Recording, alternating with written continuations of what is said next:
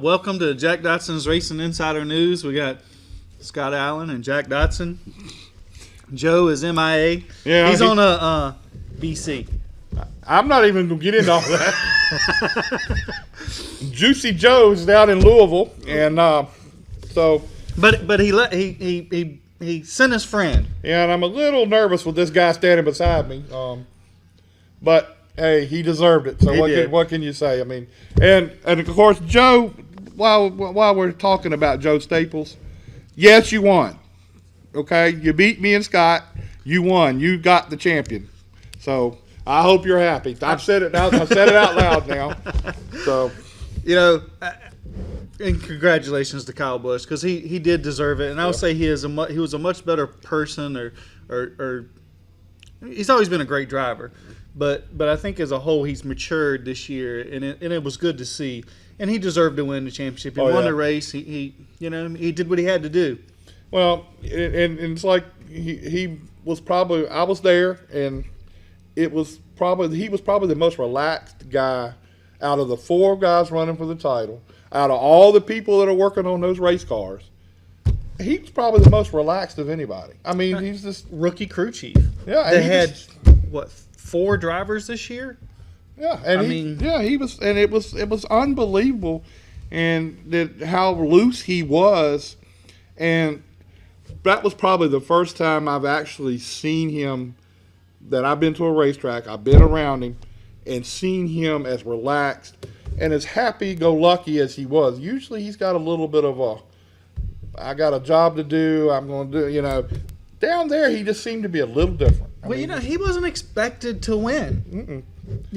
So I think some of the pressure, like the 78 team, they weren't expected to win. So I don't think they had a lot of pressure. Well, yeah, I don't think anybody expected to win. I don't even know that they even expected to win, to tell you the truth. Mm-hmm. But they were there. I mean, Martin Truex before the race, over by the driver introduction, he was shaking. Is that right? So I mean, that it was on his mind. He had a chance. And, of course, Colburn rolled the dice one time during the race, took 2 tires and put him out front. That didn't work. No. But I mean, it was like you had to take a chance. 50 or 60 laps in, they were all in the top 5. You had, I don't know if it was Kyle or Kevin was leading. I think Kevin was leading, Kyle was second, and Gordon was third, and then you had Truex 5th there. And I was like, man, this is going to be tough. Well, I was standing in the 24 pit, and on one of those restarts, Jeff jumped to the inside and passed him going into one, and I think everybody in that place come unglued. Yeah. And I was like, whoa, he's going for it. He was determined. Hey. He was determined, but what do you got to lose? Nothing. I hate to see him go. Are they going to suspend him? Yeah, he ain't going nowhere. But he had a lot going on. I don't know, as a driver, how you get your mind in the game when you have 200 guests. He had 200 hot passes. Dag. For just him. How in the world did they get you one? That's what I'm trying to figure out, but I'm not arguing. Yeah. But I'm sure they probably give those guys extra ones just because. I'm sure with the championship and everything going on, they gave. I mean, because I would say just about every crew member on the 24 had somebody there. Mm-hmm. I would think. I mean, I saw. Now, did you see the guys? I seen some guys on Facebook posting pictures. The ones that made the 24 guitars. Oh yeah, they gave him a guitar. They gave him one, and by Sunday morning, one of the crew members were friends with him or became friends with him or something. I can't remember which by one. the time they gave him one on Saturday, but then another one shows up on Sundays. I mean, they had 3 of them, and then I think Claire B or somebody was out there doing an interview with them. And they were all out there playing the guitar. On race day or in the pre-race day, they showed them. But I seen, I can't remember which one of the boys, friends with on Facebook. They had posted and thanked him for, I guess, getting him a pass, and he had made him a guitar. And I think it's the truck driver, not Squirrel. Edler. Yeah. Heath. I believe it was. Squirrel's a good friend. But it was just amazing. I mean, how how prepared these teams were, how they all four teams went about it a little differently. Mm-hmm. You know, you looked at Kevin Harvick. He looked like, well, I know what I'm doing. I know I've been here before. I know what the situation is. There's no need to overthink it. And the 78, they had nothing to lose to start with, so they were just plain working hard. Mm-hmm. The 18, the guys on the 18 were probably wound up a little tighter than Kyle was, but he hit the wall in practice. No, I didn't know that. And there was a lot of them saying, what's going to happen now? But, he didn't hit it hard enough to do any damage. They fixed it. And then all these people around Jeff, I can't imagine. That had to have been quite a circus. It had to have been a cool experience to do, especially for you to experience that with your son. That was an amazing. Top it off, it was my birthday. I was there with him for what could have been. I sent a birthday request to you. And I liked everybody's but yours. Even at the racetrack, I sent one. Yeah. But it was to me it was just kind of surreal to be in that, to see that whole thing going on for the championship. Did you see any of the pictures that people were posting, like Logano getting Jeff Gordon's autograph when he was a kid? Yeah. That was pretty cool to see those things. And how about Cale Conley? Did you see the one he did? Cale Conley, he's leaning down, the little guy, leaning down beside Jeff's car, and then now he was standing there at his age. Yeah, now, I do. With the Now car. that you say that, yeah. Kevin Harvick took a picture with the car. Those are once in a lifetime moments that are really cool. And then you see Chad Knaus with a 24 hat on, and Danica Patrick. Everybody was wearing. I think Junior had one. Everybody had them. It was. They were the fun thing I seen that they showed some of the souvenir stuff out there. They were old school ones, so they had a bunch of the old school hats, and that was really cool. I'm sure you probably could feel it being at the racetrack. I know watching the pre-race ceremony and all the stuff that was going on, it was really cool to see. I guarantee you there was so many people probably crying just watching. Well, and you could just see the emotion on everybody, that everybody just wanted a moment.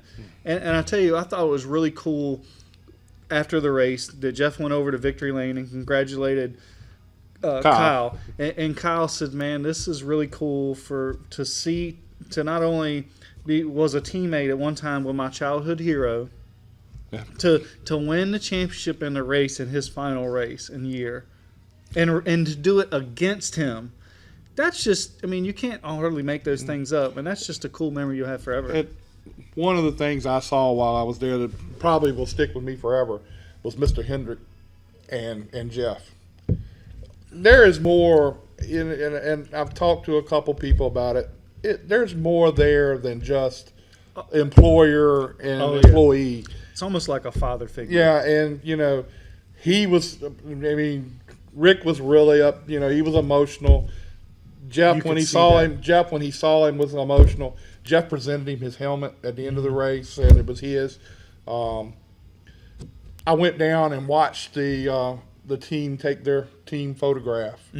All the team was there, and Mr. Hendrick and everybody was there, and it was really, it was really interesting to see how emotional these guys got because of Jeff. And Jeff was perfect. He turned around and told the guys, he said, "I'm here because of you."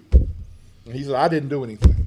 Yeah, and I noticed he wanted a picture with everybody. Yeah, he got a picture with everybody. It was really cool. And then it's cool that he wanted those things as keepsakes, And then the day before, Lee was telling me and I heard about it, but I didn't see it. I wasn't in the area when it was going on. But all the past crew members, yeah, I seen a photo, and all of them took a picture back behind the hauler, and. Jeff personally, he said Jeff went to each one of them personally and shook their hands. And, Jeff was one of those guys that was very... Now, I know they had said that Jeff was having something made for all the drivers in his final race. I forgot what that was. I heard about that. And something made in England, I think it was. He presented it to him in the driver's meeting. Or told him about it or whatever in the driver's meeting. I don't know if they presented it or not. Yeah, because I don't think he. But anyway, they were. Field, so. But he told him about it or whatever, and and you know, did they give anything to the crew members, to the teams? Lee and them got something. They curious. Didn't get it before the race. After the race, Mr. Hendrick took the whole team, everybody that was there, down to South Beach, and had a party in one of the motels down there. They had a great big party, and I think they were presenting stuff there to the crew members. But it was just, I mean, you know, it was just. You know, and I didn't know John Edwards, his right-hand man, or PR guy, I should say. He'd been with him for 20-some years. I didn't realize I didn't know John that either. Had been with him that long. He had give him something in the media center, and he was kind of like supposed to be going to Jeff, and John thought it was going to Jeff, and then Jeff actually gave it. It was actually for John. Yeah, it was a flag because they brought it over and showed it. Yeah, it was signed. Yeah. They brought it over and they showed it to everybody at the. What about? I think it was a few weeks ago though that all the media went to Jeff and gave him a miniatured trophy from wherever. It was one racetrack that he hasn't won a race on. I can't think. It ain't Texas. I know he won that a couple years ago. Whatever it was, he said, we know. It was somebody periscoped, and I ended up watching it. And it was like, we know you don't have this trophy. It's something that we all pitched in. All the media folks had pitched in to give to Jeff, and when he gave it, he's like, we know you don't have one of these. And it was a trophy for, you know, a miniature trophy that would be for winning that race that he hasn't won on, which is pretty cool. And I can't remember where it was. I'll keep wanting to say Texas, but I know he won Texas just a few years ago. Ready to pair. Go to Bluetooth menu on phone to complete pairing. We forgot to turn our mic on. If required. And I went to the big arena race this weekend. You went to Homestead, and I got to go to the arena race. Yeah, I was telling Bucky when we were down there. I said, yeah, well, we kind of spread out this weekend.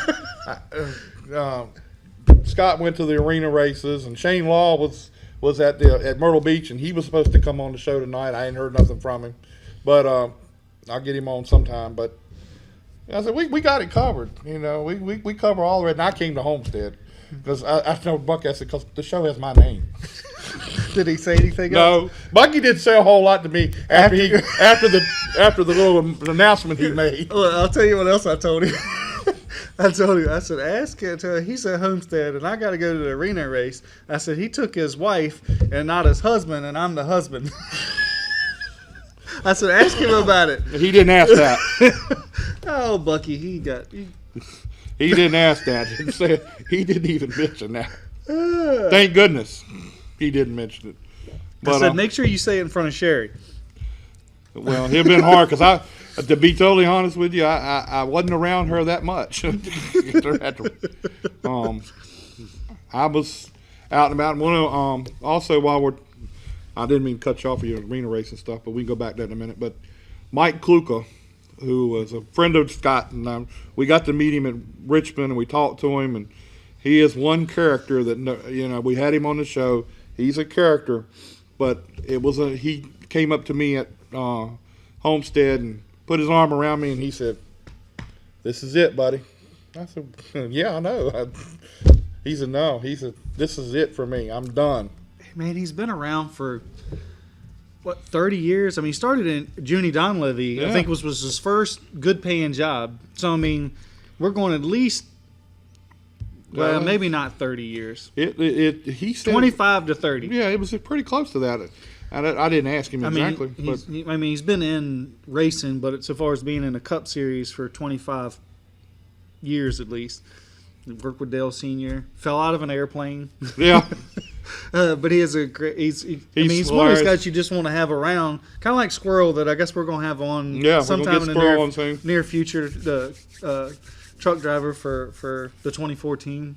So yeah, I hated to see him when he come up and told me that. I said, "Man, we can't come to the races and you not be here." I know. I said, "You're part of the landscape around here." He says, "Nah, I think I'm gonna give it up."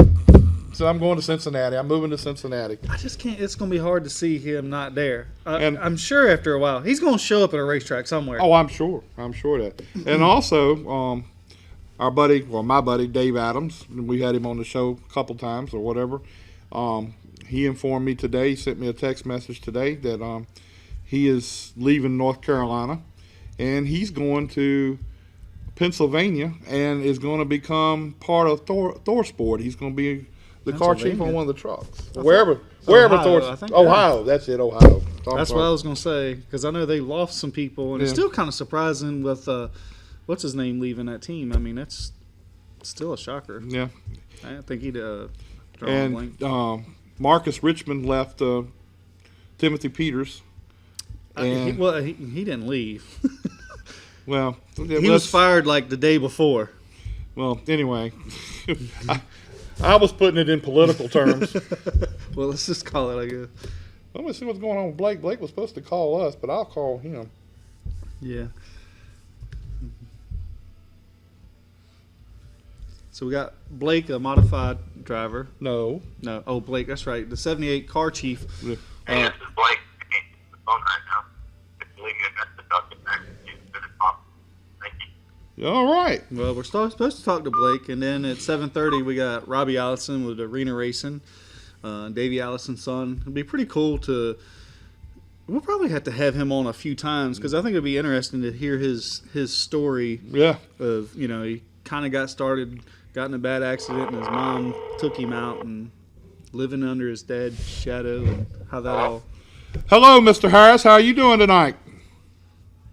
Good, Jack. How about yourself? I'm doing great, man. And first of all, congratulations on y'all making it to the Final Four in the chase.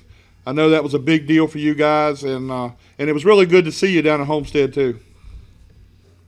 Yeah, no, I appreciate that. It's definitely a big step for our team to make that Final Four after the season we had last year. It was a nice rebound for sure.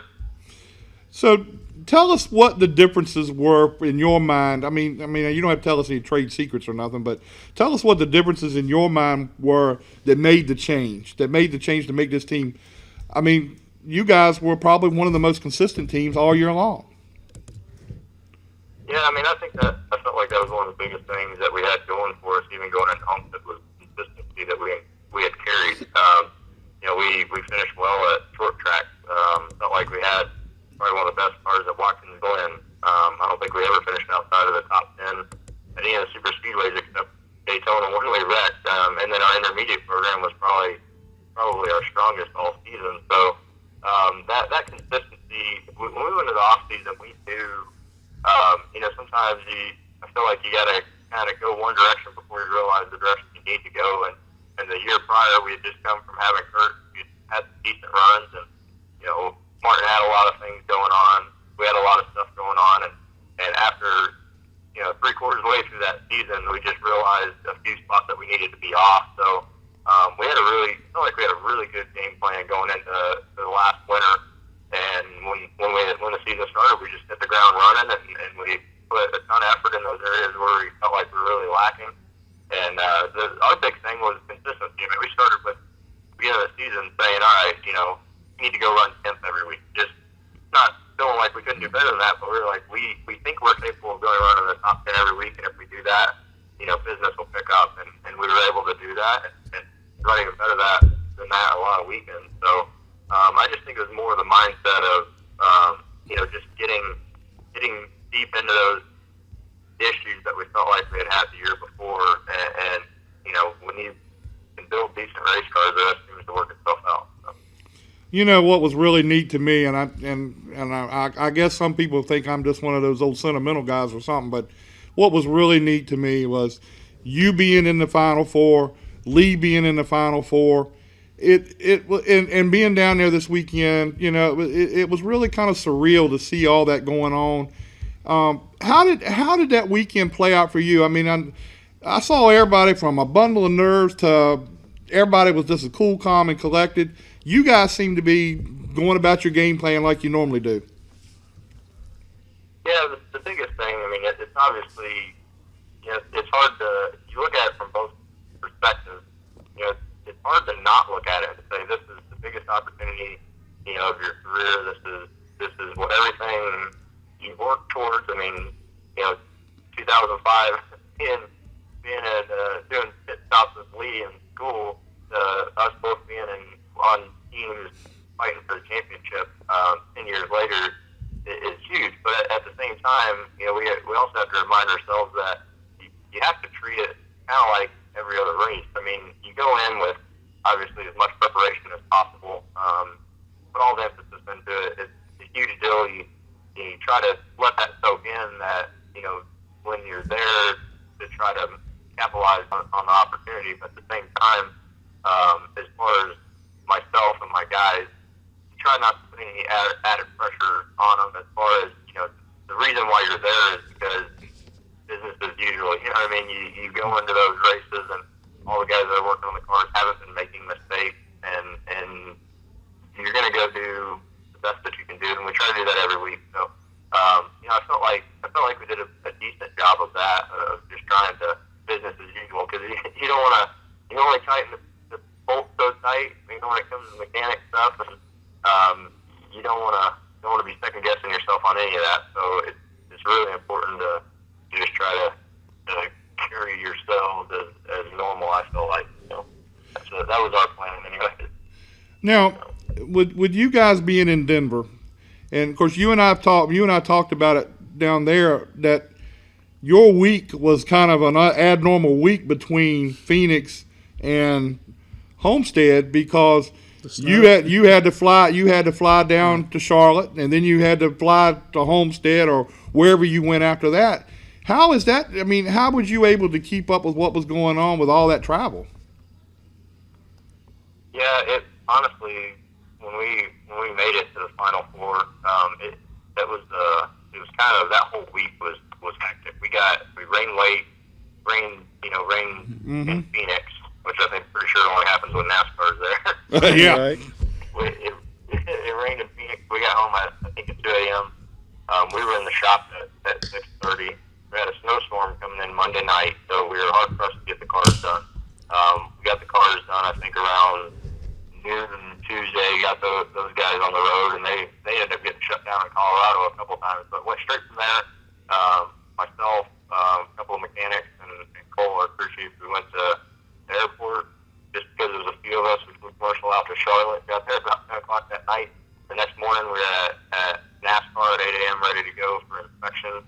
Got done with that around 3 or 4, and back to the airport, back to Denver, and then got in Denver Wednesday night late, and then back on the plane to go to Miami at 12 Thursday. So I literally was just really happy that our cars were ready to go, and I got laundry done, and that we made it to Miami in one piece, and the truck got there. I mean, those guys got there with an hour to spare. I mean, they got shut down for 8 hours, I think, in southeast Colorado, and just hung out because everything was shut down and icy, and they couldn't go anywhere. So we do come up against some more difficulties with travel, being out of Denver, but that was one of the extreme situations. I think most of the time, logistically, our guys have got it figured out. I mean, this is the 10th year for the team. They know where they need to be and how they need to be doing it. So it's normally not that bad. I mean, we put way more miles on than some of the guys, but we just, the car was done Tuesday.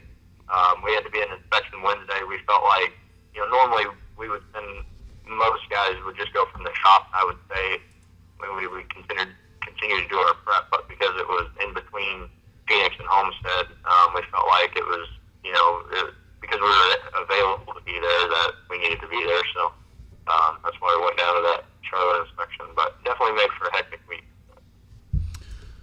So Blake, looking forward, going over to, how much work is it going to be involved going over to Toyota, and how much are you looking forward to it, having that alliance with Joe Gibbs? I mean, these guys have kind of been on fire the last half of this year.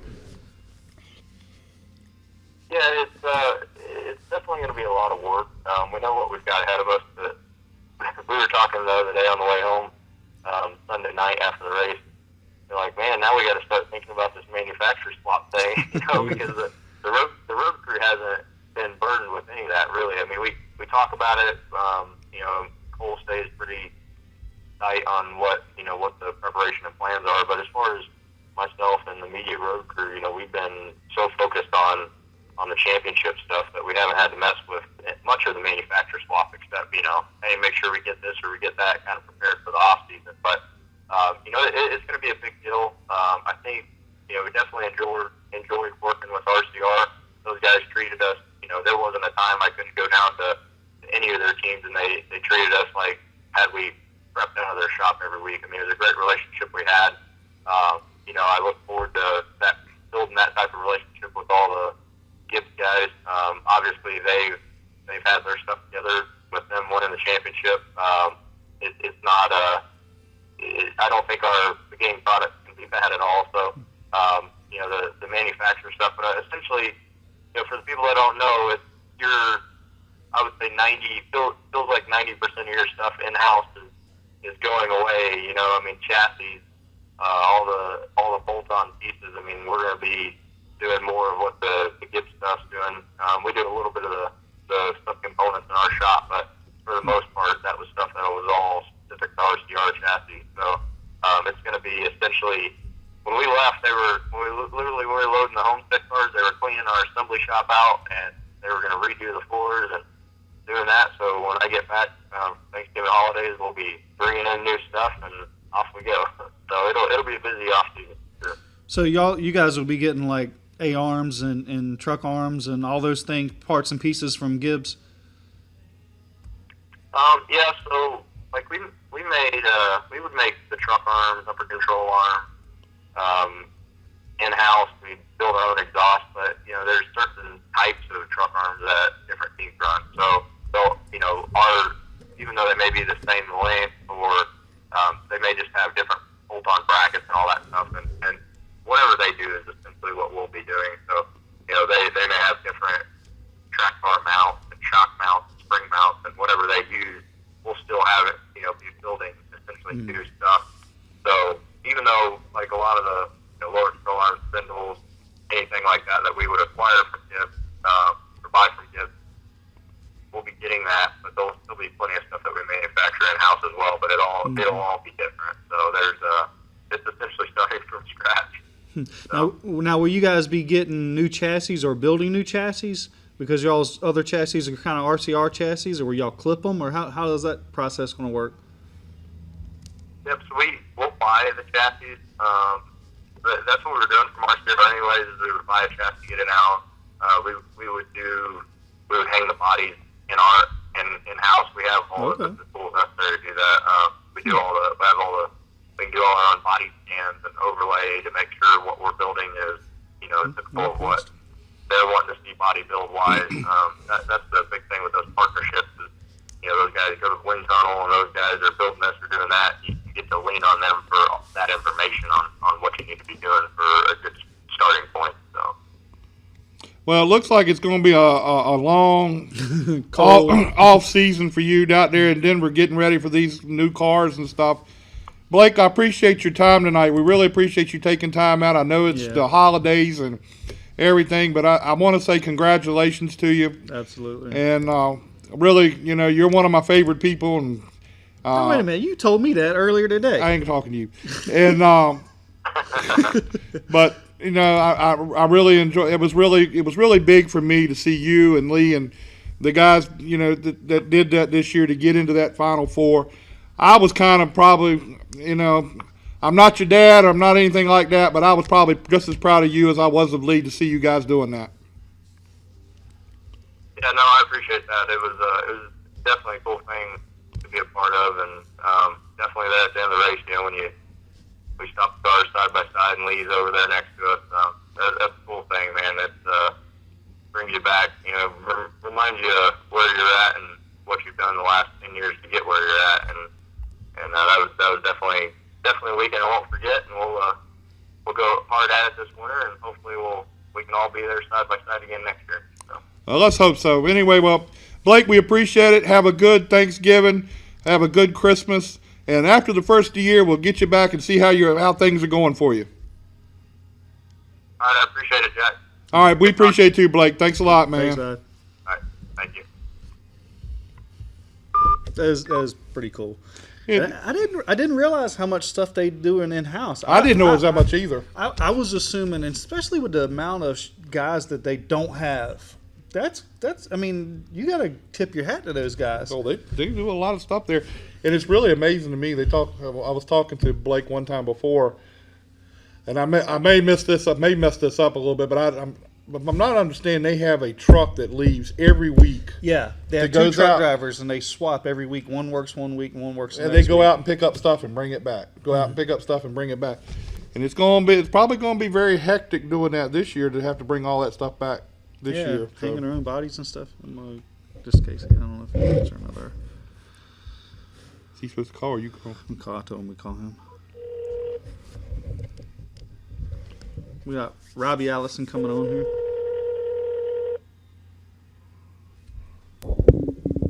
If he's going to answer his phone.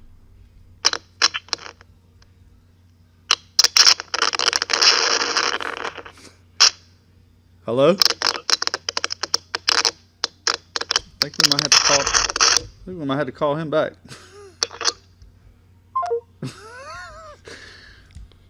Sound like he was going through a windstorm. It can only happen to us. I'll just let you know. Try to call him back. See if this is a little better.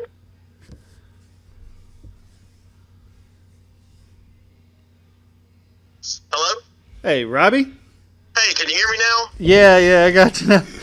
Okay. All we heard was like a bunch of wind or something. It was like you had your head outside the window. Oh, I'm just fighting this Charlotte traffic, yelling at all the people around me. And it's not that bad down there, is it, Robbie? I mean, Charlotte's not a very big place. The traffic situation is, you would not believe it. Oh, yes, I would. My son lives there in Concord. I know. Okay. Yeah, I live in Cornelius, just south of Mooresville, north of Charlotte, and it is unbelievable. That 77 at rush hour has got to be terrible. Yeah. I just ordered my shirt the other day that says widen 77. So hopefully we can get some guerrilla marketing and try to get them to widen it a little bit. Hey, Robbie, have you been down there in the summertime? Going down 77 across the lake. Yes, and it seems like people just come to a complete stop on the interstate so they can look at the sailboats. Well, it's not only the sailboats that they're looking at. I've been across there and I have seen some sights. Absolutely, yeah. There's some stuff to see. Well, Robbie, you got an interesting story. Coming into the sport. I mean, your family's been in a sport for a long time. It probably seems like it's a kind of a double-edged sword, I would guess, for you, because in some ways you get some notoriety because you're your family, and then you probably get treated a little tougher on the racetrack because of your background or of your family. You you understand what I'm trying to say? Yes, sir, I do, and you're exactly right. That we kind of have a running joke with a few of the teams that I work with that we'd be better off just changing my name to John Smith or something, because I mean, it is a double-edged sword. I feel like I get opportunities that I probably wouldn't be able to get otherwise, and I'm blessed for that, and blessed to be able to get my foot into the door. But once that happens, there's definitely that added expectation, that added pressure, mostly from other drivers. I raced at a place this past summer called Highland Rim for part of the season, and it's a little quarter-mile high bank track north of Nashville, Tennessee, and it's a little off the grid, definitely not one of your high-profile short tracks. And I got a crash course literally in that, people just not wanting somebody like me to be showing up with nice equipment and racing competitively. And, at first I was a little ticked about it, just cause I hate seeing a pretty car get wrecked out every week. But right after a while I started getting pretty good at avoiding the wrecks, and I started to realize that, I mean, that's a blessing in itself, is that, you have to be that much better. I mean, you have to be able to, keep eyes in the back of your head and to really trust your guys on the radio. And after a while we got to where they were still trying to wreck us, but they couldn't catch us to do it. So, so I'd say that it's a double-edged sword, but it's all pretty positive so far. Now, after a while, does most of those guys start to respect you? What I've seen so far, I don't know if I'd go so far as to say respect me, but what I would definitely say is that once it seems like once people get to know me, they realize that I'm just another regular guy, and I'm out there getting seat time and experience just like the rest of them, and I can't afford to fix my stuff any more than they can, So they get tired of having to fix their stuff. I get tired of having to fix mine, and after a while, we seem to just find a common ground. But most of the time, when I get to a track, I hit it off pretty quickly with everybody. I mean, that's usually pretty isolated situations that somebody kind of has a chip on their shoulder about it. Yeah, because I mean, you have a unique situation, and I'm sure a lot of it is probably jealousy to an extent. I mean, everybody would love to have the attention, to further their career the best they can, and It is what it is, but I mean, it looks like you handle it very well. I mean, it looks like you handled it very well in the arena, and it was fun to watch. But saying that, so what did you think about the first time you got on the arena racing track? I mean, it's pretty neat, and it's to me. I ran it the last 3 years. Our sponsor went elsewhere. We're moving over to Langley Speedway in the spring, so I'm not running there this year, and it's probably kind of the hardest thing I've had to do to sort of figure out. It's just different. It's hard to explain. Very, very hard to explain. The first time I got on the track there, it was the Friday before the Saturday that we raced. We had an open practice for everybody, and since they classified me as a rookie, having never done it, I was able to go out and get a couple laps to myself just to get a feel for it. And the first thing I said when I got out of the car is, "You guys are insane. I mean, this is absolutely crazy." And it really is, just the speed that you're going relative to the size of the track and the little tiny cars with all that extra power in them. I mean, running 8-second laps is just unreal. So I mean, there's definitely immediate benefits that I can see from running it through the winter. First and foremost being just keeping me in racing shape.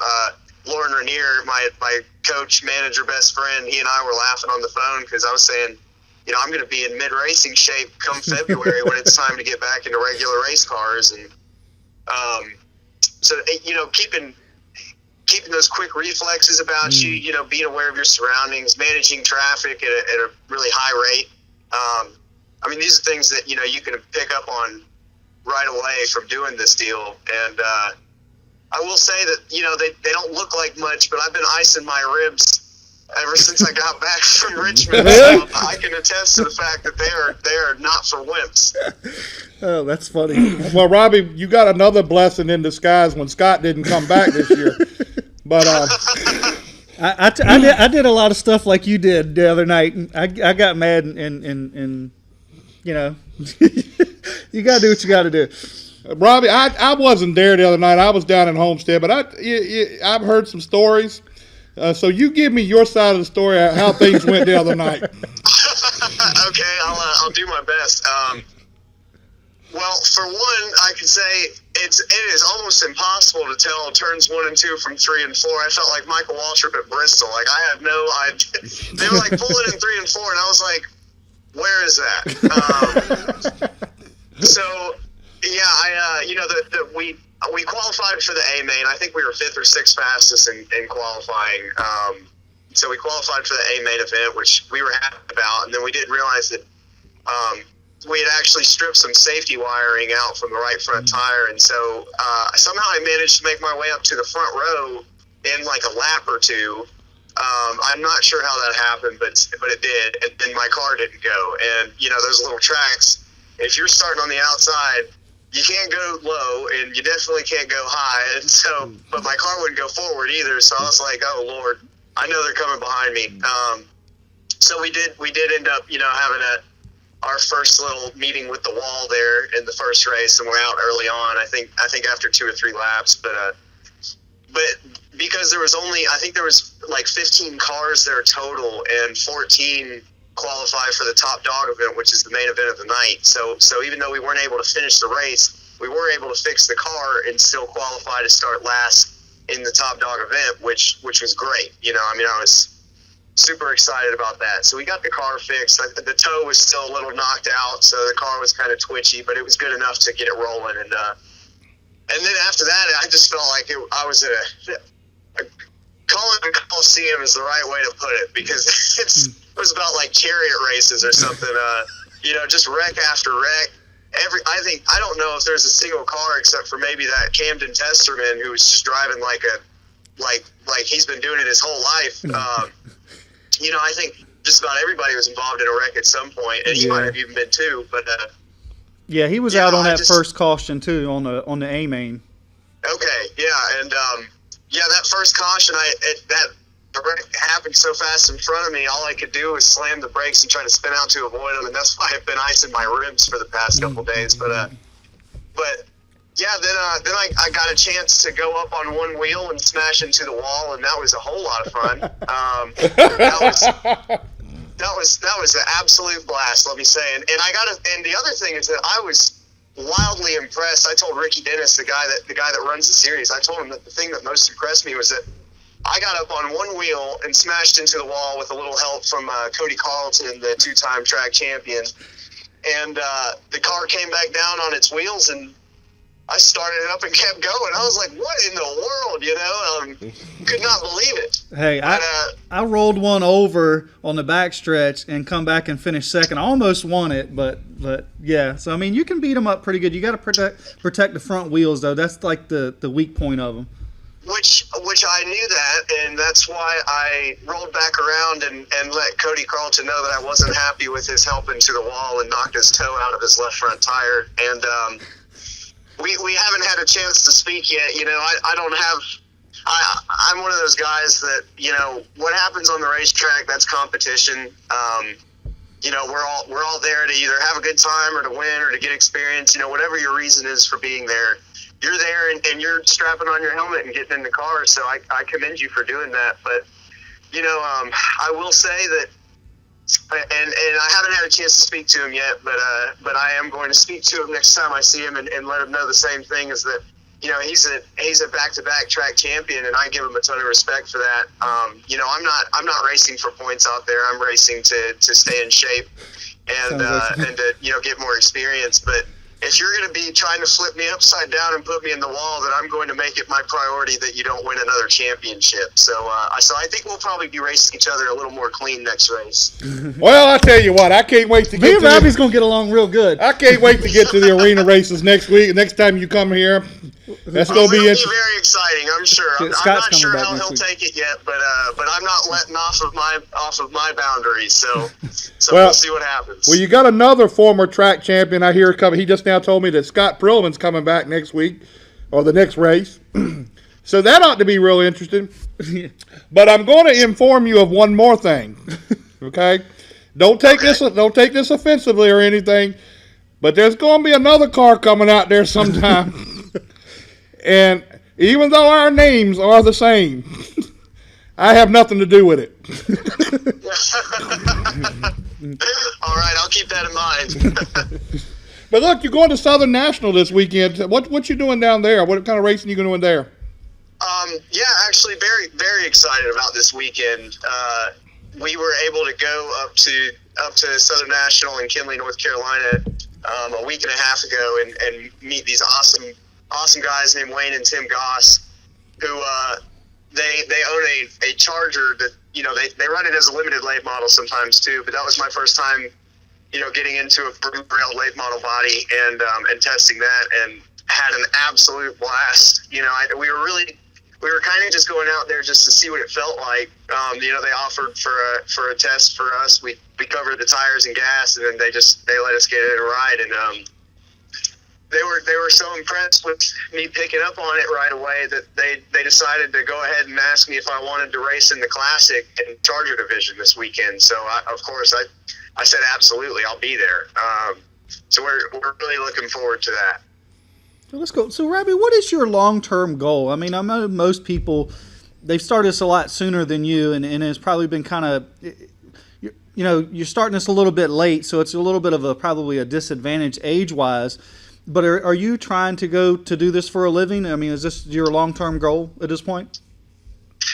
Well, I actually went to college before I started getting seriously back into racing, and you're right. I mean, to be 24 years old and to be still working on getting seat time and figuring out how far my talent's going to carry me, I'd say that I'm way behind a lot of these kids that you see coming up these days. But I'm pretty open minded to the future. I would love I'll sit here and tell you my dream is to go as high and far as I can. I would absolutely love that, but I mean, right now, we're so early in the process that I would, I definitely couldn't in good conscience tell you that I'm going to make it all the way to the top. But I do know that, this time next year I'll be testing in an ARCA car. So I'll know I at least will make it to speedways, which is, that was always a dream of mine, right? Was to be rolling down the front stretch at Talladega. So I know that I'll be able to accomplish that goal, and it should be pretty soon. That's cool. Well, that's great. I mean, with the history of the Allison family and everything, I think it's great that you're going to carry on that legacy. Yeah. Yeah, thank you very much. Well, Robbie, we appreciate your time tonight. We're going to get you back on here again real soon, and I want to delve into a little bit more of your past and talk about your family, because I think that would really be cool. Absolutely, yeah, thank you. And actually, my main reason for calling tonight was to wish Jack a happy 60th birthday. I know you don't look an age a day over 55, but congrats on making it to 60. Robbie, hold on a minute now. I don't know who fed you that information, but I have a good idea who it was. I'm not 60 years old. And I forgot. And I hope you don't. I hope you don't play along with all his games. Hey, listen, I got a copy of the birth certificate earlier, and I tried to do the math, and I thought it said 60. So, we're gonna be buddies. I can already see it. I'll tell you a story about what I did, kind of like you did, but it was a lot worse. Next arena race. Yeah, absolutely. I'm looking forward to it. Hopefully it'll make me feel a little better. I've got ice on my ribs while I'm driving right now. Well, Robbie, we appreciate your time. Look, we're going to get you back on here. Hopefully within the next couple of weeks, we'll get you back here again.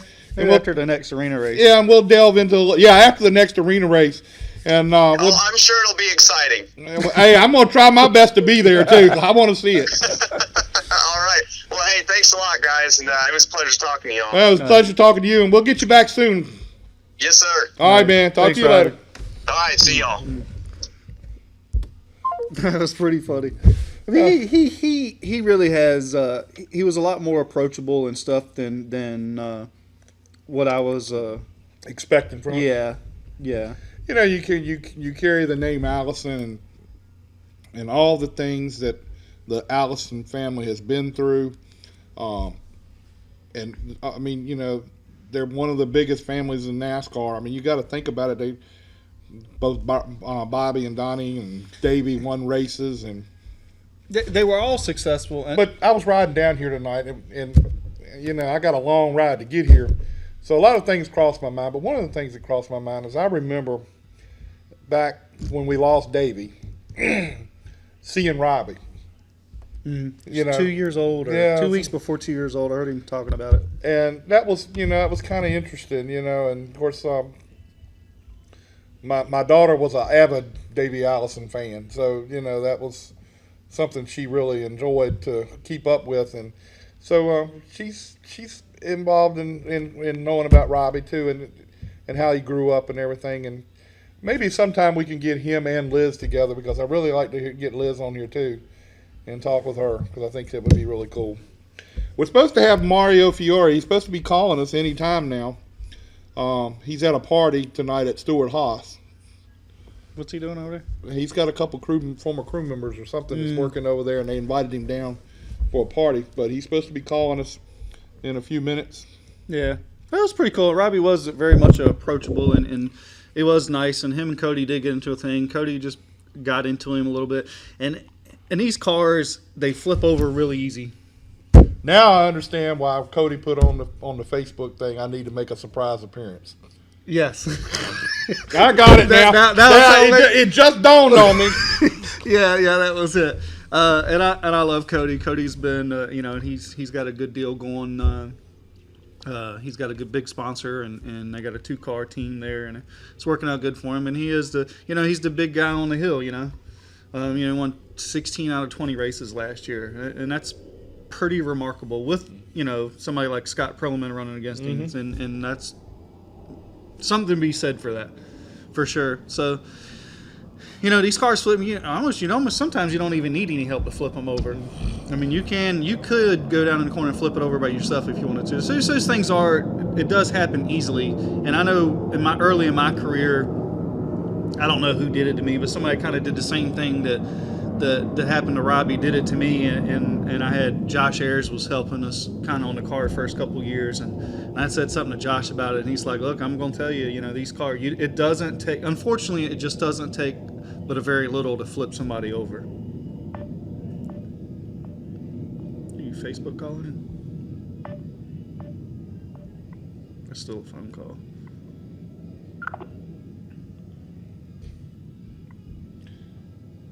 Oh, well. Missed the call from me, yeah. Huh? He missed the call. But either way, I mean, he's the big man on the hill, and Robbie's trying to make a name for himself. So the car counts were down. The car count was down last week at the race. 15 cars they had. They were asking where my car was, and I told them, well, I don't have a car. Eric has a car, and it's sitting in the garage, and it wasn't tore up after the race, and there was a whole lot of them that were. But I will say, too, the first race, for whatever reason, the first race back to Arena, the racetrack is always very, very slick. It's just kind of greasy. It's hard to explain. I mean, you probably understand from, just from racing in general, but it's just there's no grip. So it's kind of and everybody's back, and everybody's bodies look really good, and everybody's, trying to do what they can. So it's kind of crazy, and it's kind of funny hearing him say that, he's icing his ribs. I don't ever really remember being so wore out, except one time I think it was my last win. I got sideways, or a car spun out in front of me and just hit me in the door, and it wasn't that bad. I don't know if I broke a rib or what, but man, I'm telling you, my ribs hurt for weeks. I broke ribs in a race car, so I know how that feels. But it wasn't that bad. That was the bad part, or it didn't seem that bad. But yeah, I mean, but Arena is a great little series, and it's super fun, and it's super entertaining. I mean, where else can you go for $15? And all kids are free. So if you buy a ticket for you, your kid gets in free, and that's a great deal when you can go somewhere and carry your family for $25. So how many youth cars did they have? They only had one main for the youth cars. I think they had 6. There's some new kids and some that didn't come back from last year, and there's one moved up, the 55 car. He moved up and into the Pro Series, so he's not in the youth series anymore. Young kid would Martinsville Speedway won the youth series race. It's kind of neat. His dad. It was fun to watch this excitement on his dad's face. Of his son's win and so forth. So that was pretty cool. But hey, man, Arena's fun. Johnny Rockets still let me go up there and use their suite, so that was good because I got some drinks and some popcorn up there, and it's kind of funny because I went over there and I said, I'd get something to eat, so I went over there and got me something to eat, and the girl at the cash register was looking at Kevin, the owner, was like, do I charge him? Or no? I was like, no, I'm not on the free deal no more. He probably would have given it to me anyway, but thanks to Kevin and Johnny Rockets at the Coliseum, they still let me use their suite. So we still got. So do they have a car this year? Nah. No, he asked me. I mean, he wanted to be on my car, and I was like, well, we're not running. And so I'm surprised some of the guys, my competitors that hadn't been up here, I'd mentioned to him about another car, and he's like, nah. He said, we had fun with you, and this is his last year there. He's retiring. He owns some Johnny Rockets. Those are sold. He owns the property, so he's closed on that sometime in the near future. I don't remember. And next year this time, I think it'll be done with the Coliseum, and he's got a big cruise with Disney. He's like his 30th or 40th cruise he's done, he said, and he's celebrating big. He's got a 2-story suite on the back of the ship that they've already booked. I was like, a 2-story for a cruise. I mean, you've been on a cruise. So Oh, yeah. Could you imagine a 2-story? I couldn't imagine that. That's. But I thanked him a lot for always feeding us. He always took care of us at arena racing and give us a free run of his suite, and that's pretty nice to have at arena to go up there and sit down and relax. So, although I really didn't get up there much because I was trying to take pictures and do interviews and that kind of stuff. So we have to get. I got an idea maybe of doing a new sponsor that came to arena maybe next week for our kind of our arena racing segment. And I can't wait till we get Robbie back on here after the second week. See how him and Cody's even conversation goes. Yeah, I want to see how that's going to work out because there was a conversation at the end of last year Cody had with somebody that didn't work out too well. What was that? We were there. Oh, I don't know. Oh, yeah. So, but anyway, Cody's one of my favorites. I like Cody. Yeah, Cody's a good boy. He's helped me a lot through the last couple of years. He probably don't want to take credit for that, though. No, I wouldn't take a whole lot of credit. Well, while we're killing time, evidently, what about all these crew chief changes they made here at the end of the year? Have we heard who's going to be Stewart's crew chief? I mean, we already know his crew chief is going. Where the heck is he going? He's going to Kyle Larson. Kyle Larson, that's right. Which was kind of a surprise. I mean, they Daniel need to do something over there. Daniel Knost is leaving. Well, he's left. Danica. Was it Danica? Yeah, it was Danica. Left Danica. And so who filled in this weekend for her? I don't know who was there doing it this weekend. Because I really didn't get that. I didn't get down there very often into that part of the garage. I stayed in the what they call the high rent district. And I will say, I was listening on Sirius after qualifying. I was listening to talk to Tony Stewart, and man, I felt bad for the guy. And he's like, I don't know what it is. Those two cars are up front, and these two cars are in the back. I don't know. And I've been there, so I can sort of relate that you're questioning everything. You're questioning your crew chief. You're questioning your ability. You're questioning the cars. You're questioning everything because nothing seems to be working. And he said there's going to be some wholesale changes. Probably have already started. They already started. From what I understand, that they were packing the stuff up today. I mean, there's going to be huge changes on those two teams. I'm sure they're probably going to leave the other two teams alone. Although I wouldn't be surprised because sometimes they'll take a car chief from those teams and kind of put them somewhere else to sort of hopefully bring some of the luck or the talent or spread the talent per se. The crew chief on the 15, Billy Scott, he's going somewhere. I forgot where he's got a new job. He's out. Yeah, we already know where Brian Patty's going to be. I forgot where he's going to be with. I forgot. If you hadn't said it, I'd have been able to. We thought he was going to retire. Biffle. He's going over to crew chief. Biffle. Yeah. That's a good move. I mean, those guys are still dying a slow death, and they lost a sponsorship. It was announced the other day. Yeah, Ortho's not coming back. Yeah. But I was down in the. I'm pretty good friends with a lot of the guys on the 15, and I sure hated it for those guys. Mm-hmm. They fell out of the race, first car out of the race. Oh yeah. And but they had a lot going on, and I went down and talked to one of the guys, and one of the guys told me, he says when they drop the checker flag Sunday night, we're done. He says we'll load the car up and we are finished.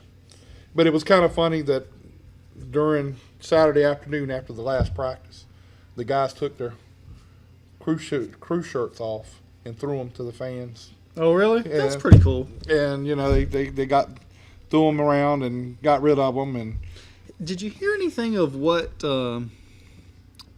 was Michael Waltrip's partner? Rob Kaufman. I mean, we know he's part of Chip Ganassi with Felix Abada's team. He's bought into it from what I'm hearing. Is he going to bring a third car? Is it going to be a 3-car team? Not yet.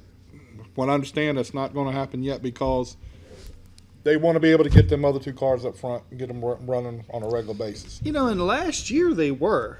I mean, of course, Kyle didn't win a race, but they were maybe not last year, maybe the year prior to that. I mean, just a year ago, Jamie McMurray won all the big races, Daytona, Charlotte. Did he win Indy? He's won Indy before. I don't think it was the other year, but he won like 4 or 5, all the big races that you would want to on your. Well, I mean, any win you want on your resume, but I mean Daytona 500 or I mean those are things Southern 5, you want on your resume. But he won all those big races. They ran well. Although I don't know if that was when they had that alliance with RCR. I believe it was, and I think they left that, and then I think they're getting Hendrick stuff. All getting Hendrick stuff. Well, there's going to be massive changes this year in pit crews. Crew chiefs are changing up. Even in the truck division, that was announced that Shane Huffman left the 33, going over to Timothy Peters. And of course, we started talking about Marcus Richmond. Marcus Richmond is going to be with Johnny Sauter at GMS next year, Gallagher Motorsports. So that's a new situation there. And our buddy Dave is going up to Thor Sport. From what I understand, that may even be cut back to a 2-car team next year, or 2-truck team. Do they run 3 trucks the whole year? Yeah, Cameron Haley. Yeah, but I thought that was a part. Johnny Sauter. No, Cameron Haley ran the whole year. And Matt Crafton, of course, Sauter's out, so I'm not sure what the deal is. I understand over at Roush liquidated. Well, I don't know if liquidated is the right word, but completely cut out the one team. When the season was over with, Elliott Sadler's team, he disbanded the whole team. Everybody has to go look for a job. There's a lot of people out there looking for jobs right now. So feel sorry for a lot of them and what they have to do, but it seems to be the nature of the sport. And a lot of people were talking about it's the drivers now can't get a ride unless you bring money with you, and if you bring money, the money overweighs the talent, and so. We'll see what happens. There's going to be a lot of changes. From what I understand, everything is going to try to be put in place by the first of the year so they can start working on new stuff. Yeah. It's a different sport so far as the whole sponsorship thing. And I think some of it's probably been driven by the drivers and sponsors. Because before, I think they said, we got to deal with the owner here. He's the one who's got the car and the team. And then they, over time, I think people dealing with the sponsor, which is the right thing to do, is they've gotten more and more control over who's in the car, how's things been, how you conduct yourself. And then drivers are like, hey, I need a sponsor, so they're going to sponsors. So they got all these, the sponsor is the big guy on the hill. They can kind of dictate how they want, and it's a buyer's market. It'll be interesting to see how things work out next year. Junior Motorsports has 2 drivers, and both them brought sponsors, and it kicked a guy like Regan Smith out who's won races and he don't have a ride. I have a feeling he's not going. I don't know there's anywhere for him to really go. I mean, he doesn't have any sponsorship, although if he'd have probably known early, he'd probably been working on it, but he's never really had to work on that side of it. He's been fortunate enough that and hey, he's a Cup winner, and that's a rarity per se. So I mean, he definitely has the talent. He won their first race for Furniture Row at Darlington. Yes. So I mean, he's got that on a resume, and he's obviously won a bunch of Nationwide or Xfinity stuff. So I mean, he actually has the talent, but he just needs somewhere to go. I mean, I have a feeling he's going to be in a truck or something somewhere, because I just don't.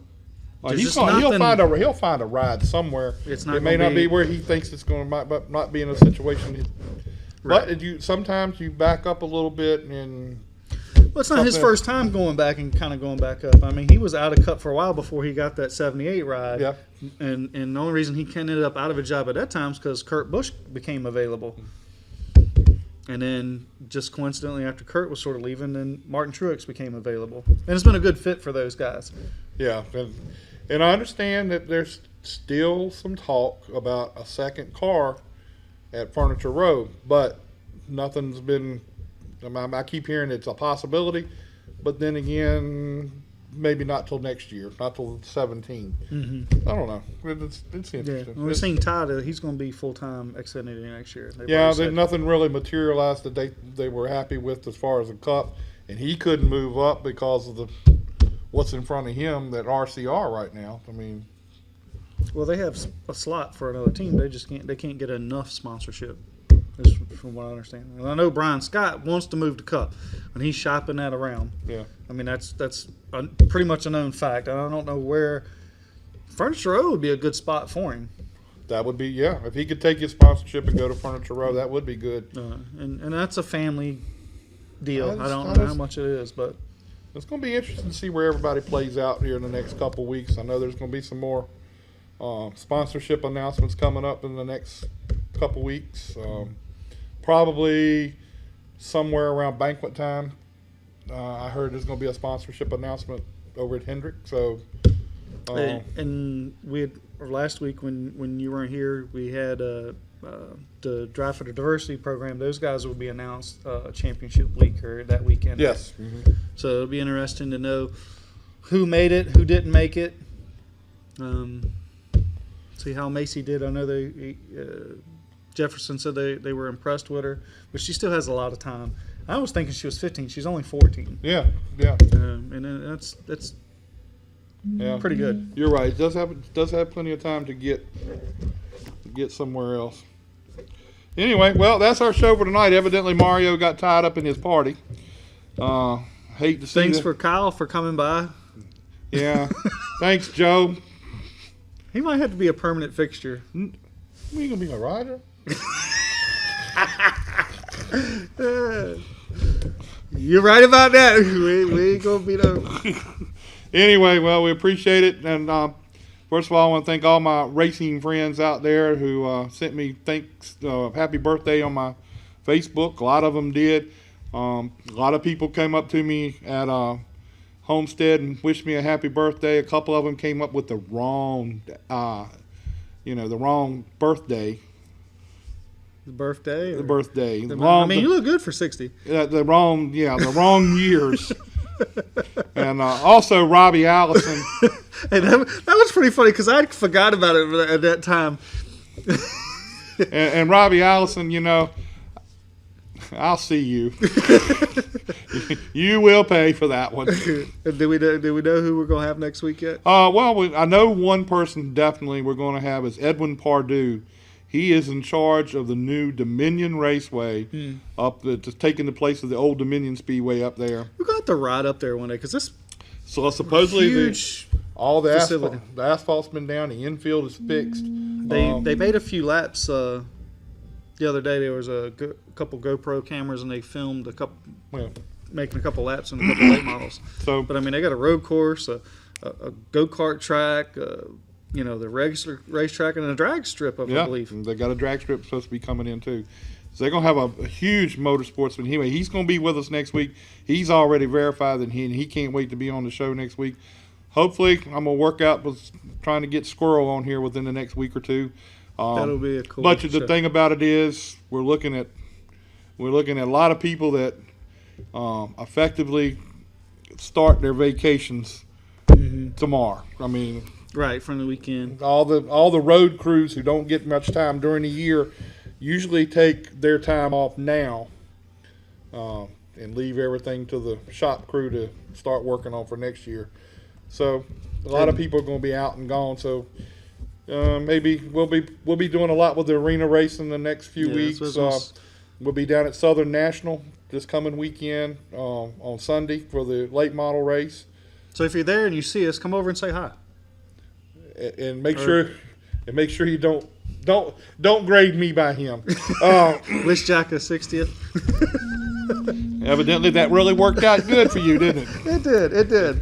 But we're going to try to carry the arena racing through the winter. We'll be probably going to most of the races. I'll try to get to most of them, yeah. So it'll be fun, and we'll try to get one of those guys every week on, or somebody, or a sponsor, or driver. I think it'll be neat to see a sponsor's perspective of the arena racing and see how it goes. And maybe halfway through the season or in the season, we'll get Ricky back and see how arena racing's going. And Joe, have a good time out in Louisville. Just have a good time. I started. Did you have an image in your head? I started to say something, then I got to thinking this is not the time to say it, so I won't say it. But have a good time out there. Hurry back. We'll see you this weekend. Yeah. I hope. Yeah. Please go to the bottom of our page, like it, share our videos, please, and give us a good comment or a bad comment. Doesn't matter. Just comment. And say somebody famous told us you don't boo a bum. So if you boo us, that's okay too. Yeah, well, Al Pierce knows his stuff. All right, guys. We'll see you guys next week. Thanks.